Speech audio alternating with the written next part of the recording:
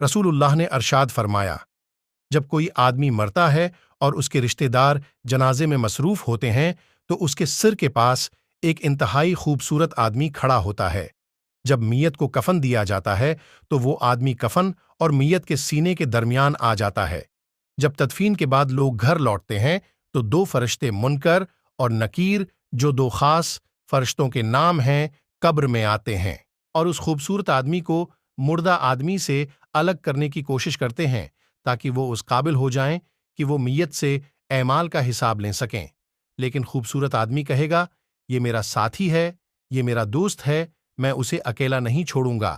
اگر آپ کو تفتیش کے لیے مقرر کیا گیا ہے تو آپ اپنا کام پورا کیجیے، میں اسے اس وقت تک نہیں چھوڑوں گا جب تک کہ میں اسے جنت میں داخل نہ کر دوں۔ اس کے بعد وہ اپنے مردہ ساتھی کی طرف متوجہ ہو کر کہتا ہے کہ میں وہ قرآن ہوں جسے تم پڑھا کرتے تھے، کبھی بلند آواز میں اور کبھی دھیمی آواز میں، فکر نہیں کرو۔ منکر نکیر کے حساب لینے کے بعد تمہیں کوئی غم نہ ہوگا۔